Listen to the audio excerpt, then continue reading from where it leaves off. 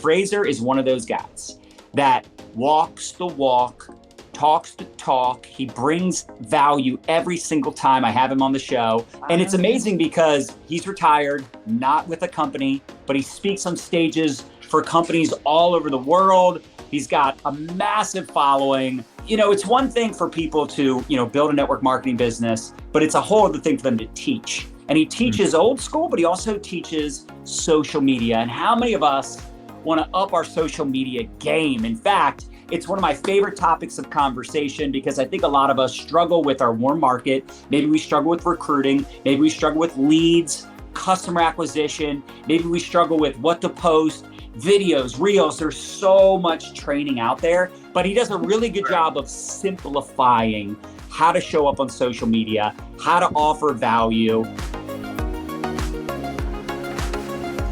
It all boils down to what to do, income producing activities, what to do to make money so you can teach others what to do to make money. Duplication is real, it's the best, but it takes a hot second to get the hang of it. So let's talk about what to do on social media, or really what not to do. Let's talk about some of the mistakes that you see coaching network marketing leaders all over the world. What are some of the mistakes that you see consistently? So I'll begin with, there is a lot of noise out there from marketers who are in the network marketing space who are saying things to hook you in that aren't necessarily true. They're true to hook you in, but they're not true to build a big business. And I remember when I got started in the generic space, a friend of mine, I was working with him at the time, Vincenzo, he was really big on like messaging and like knowing the right message, right audience, but also like running ads. And he said, we need a hook. What are some things that are kind of controversial and might upset people, but are true? And I said, old school is dead.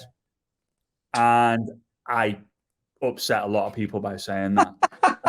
So I've been the marketer who says things that is not necessarily true because the old school stuff works, right? We just put the fun into the fundamentals. The old school is the fundamentals.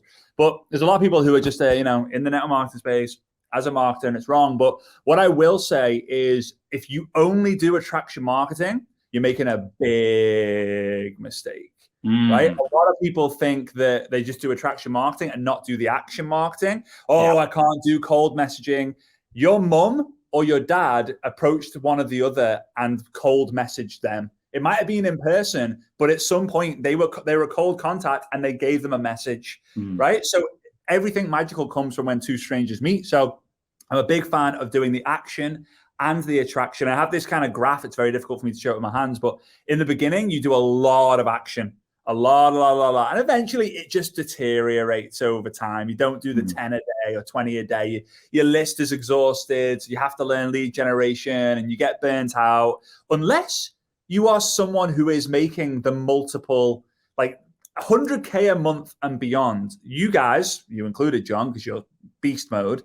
You guys just are obsessed with recruiting because you're certain that what you're doing is the best thing ever. Your action deteriorates, but the attraction marketing, it takes a long time to bang, hit a point and then hockey sticks up. And you're looking for the point of where it crosses over. So it's important that attraction marketing is going to work, but you're playing the waiting game for a while and no one likes waiting. I know you guys watching this don't like waiting as well. So it's do the action, do the attraction, and eventually you might not need to take the action as much because the attraction is just banging, but it takes some time. So I think that was biggest mistake number one.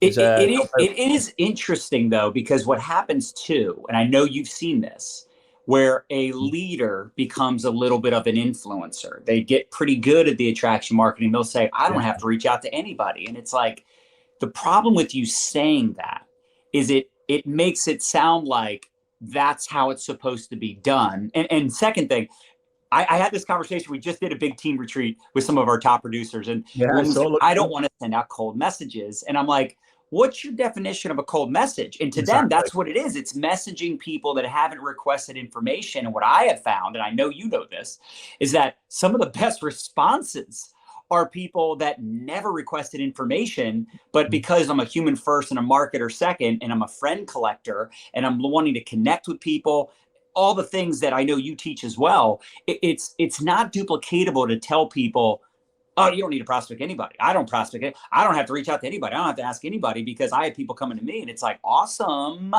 But if you're telling your teammates that, they're going to get discouraged real quick when they do a post and they get the tumbleweeds. And it's fun because as well, like if you are COVID baby till now, you won't really know of like you probably haven't been told, right, go and get a list of paper, a piece of paper, write your names and contacts. And to be honest, even if you joined maybe 2012 till now, the last 10 years or so, you probably haven't done like the who do you know list and you just gone, just go on your Facebook list.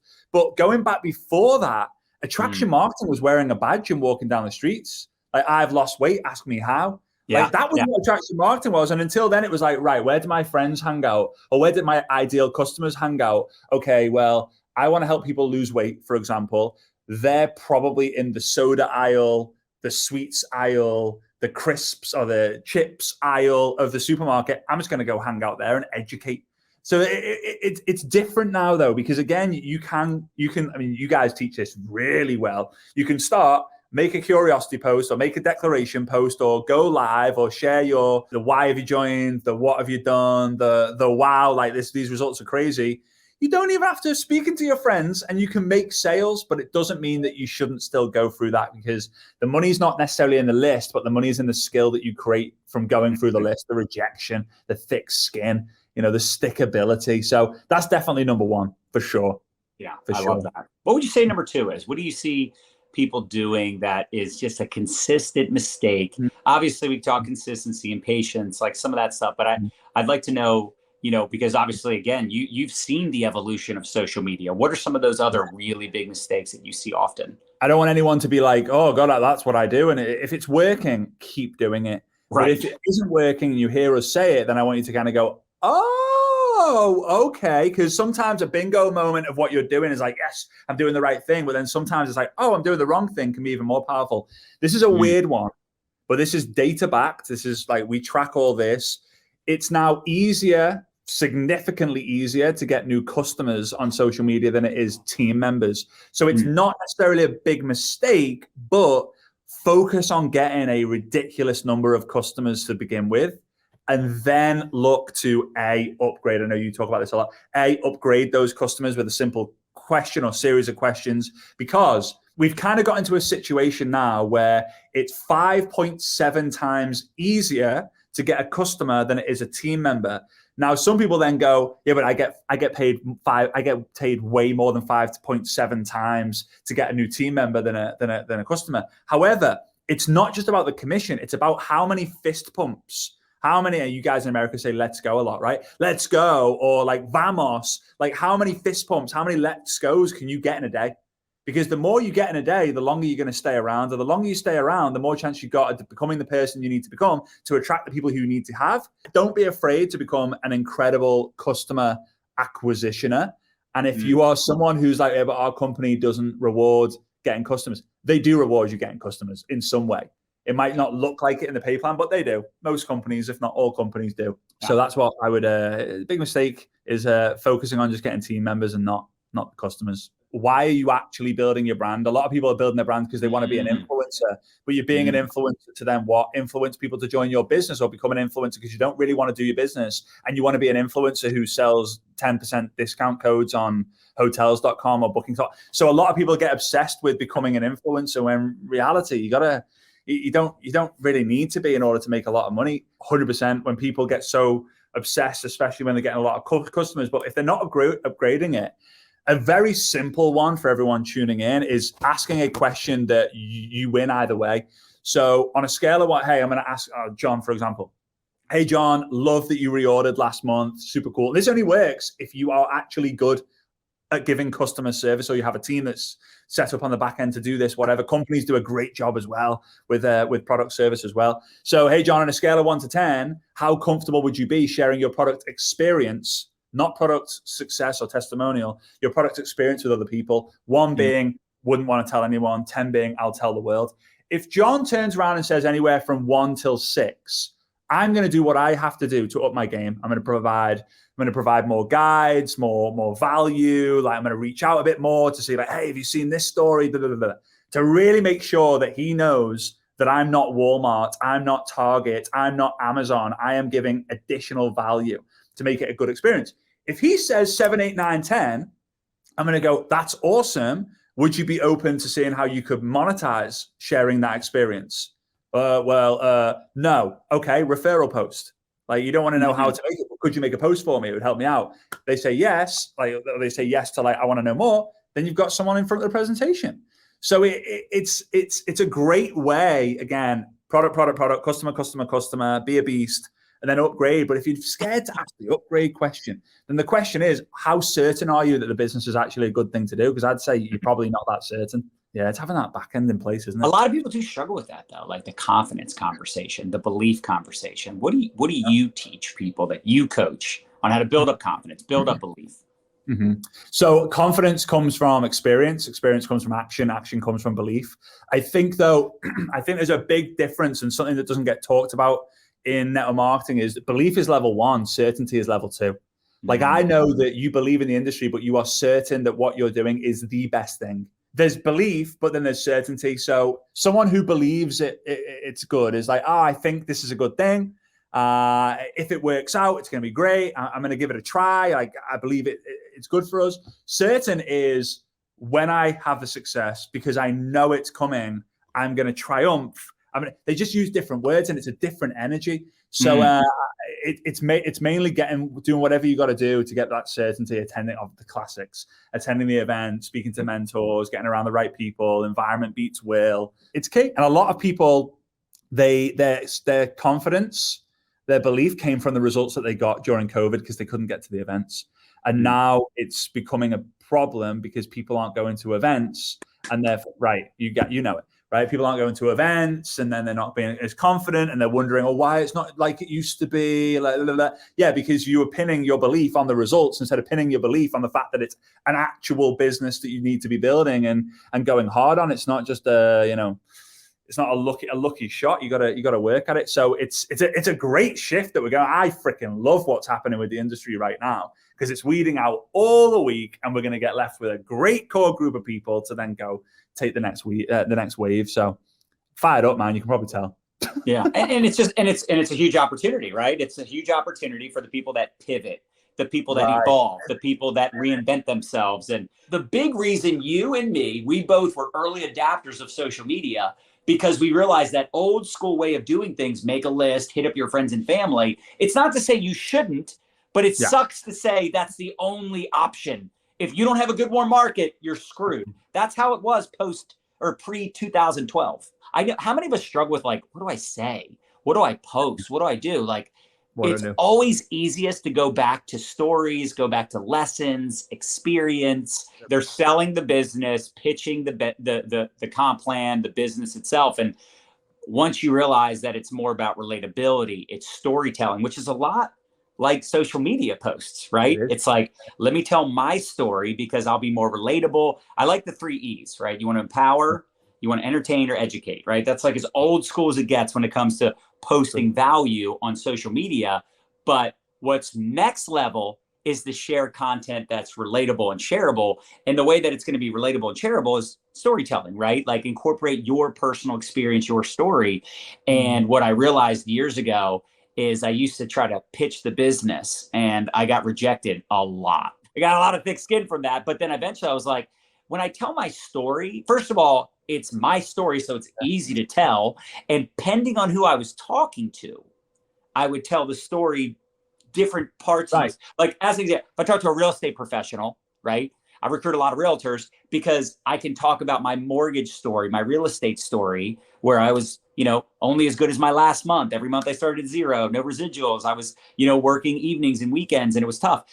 But when I talk to someone with network marketing experience, I can talk about MLM PTSD, and I was the only one on my team making money. So it really is important for all of us, I think, to write down some of the bullet points, if you will, as to why your company, why your product, because people relate to people. They don't relate to ingredients. They don't relate to percentages. They relate to your story. And, it's the old cliche, right? Facts tell, stories sell. But it really is the best way because, talking from a personal experience or talking from a problem that you had or have, it's always going to be easier to connect with that network, that audience of people. So I think something that all of us need to get better at. And I know, Fraser, you're one of the best when it comes to telling stories. Like, for those of you that have never seen Fraser's like trainings on stage, online, he is one of the best storytellers. But you talked about this in the beginning of this conversation. It's hooking people in because they're going to go, me too. Yep, I can relate to that. Oh yeah, same page.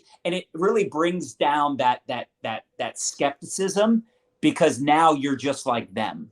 And the key with that as well is leaning in and saying, like, it's kind of like, you just did it before. It's kind of like, because you say blah, blah, blah, blah, people are like, but it's kind of like dropping a metaphor, dropping an analogy, dropping something, or like, is anyone else, like, it's not just me, right? Anyone else feel like that? And then you're like, oh, my people, like, blah, blah, blah, like pulling people out.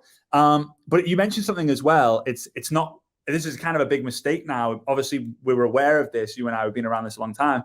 People talk about what it is, the ingredients, how many squared foot office space. Like, no one cares that your headquarters is based in Phoenix, Arizona, and it has 72,000 square feet, and it's won 24 Stevie Awards. No one really cares about that, right? They don't care what it is. And to be honest with you, a lot of times we also talk about what it does, but the reality is we need to talk and focus on the outcome. We're selling the outcome. So, like, if we've got a health and wellness product and it's got 27 herbs and botanicals, no one cares about 27 herbs and botanicals, right? Oh, it's got green tea leaf, it's got green leaf tea. What? I don't care. Right? Extract, extract, they extract whatever, right? It helps you lose weight, helps you get energy, But the outcome is, like, what's life going to look like when your kid is running circles around you? And instead of you having to sit out in the corner and miss all the magical moments, you're chasing after the kid with more energy than the kid's got. This is not new, guys. This is like, it's talked about on stages all over the world. Is you've got a product, great. You've got benefits of the product, great. But what are the outcomes that you can tell to different people? John just basically gave a masterclass on it when he was talking to, the mortgage people and all that. There's this outcome. Right, he's gone through that painful situation, and now this is the outcome. Or it's a mom who has this, like, oh God, if I only didn't have the 3 p.m. slumps, it would just, then that's the outcome you promote, instead of like, what? Oh, well, it's going to help you lose weight. Well, I've got the slumps. Well, the outcome is that the slumps ain't going to be there anymore. Obviously, can't make medical claims and blah blah blah blah blah, depending on countries and all that fun stuff.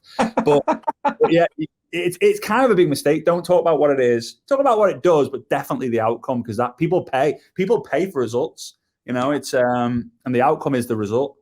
One thing that we taught over the years is PSR. When you're coming up with a post, coming up with a story, problem, solution, result. If you think about it, it's like, hey, here's this problem that a lot of people have and something I had, and then here's the solution that I found. And you could add some gratitude in there too. Like, oh, I'm so thankful for this person, or so thankful for Fraser Brooks, right? Thank God he was born. Because of him, I'm a multi-millionaire today, and I get to have total time freedom, because that's not an income claim at all. Just kidding, just kidding, just kidding. But yes, PSR, problem, solution, result. And if you can incorporate, I love what you said there about, like, the afternoon slump, the kids chasing them around. Like, imagine if you could incorporate, like, my 6-year-old literally said, "Mommy, how do you have so much energy now? You used to be so tired after work." Like, talk about pulling on the heartstrings there, and how many moms can relate to this, or parents in general. It's such a great example. And don't try to come up with stuff. Like, literally sit down, do a brain dump, and think about not just financial benefits, but what network marketing's done for you, the products, the personal development, the community, like really trying to find ways to storytell, because again, facts tell, stories sell, on social, one-on-one conversations, on your Zooms, your trainings. Always bring it back to stories, because it does get people to lean in, like you said, and pay attention. Now,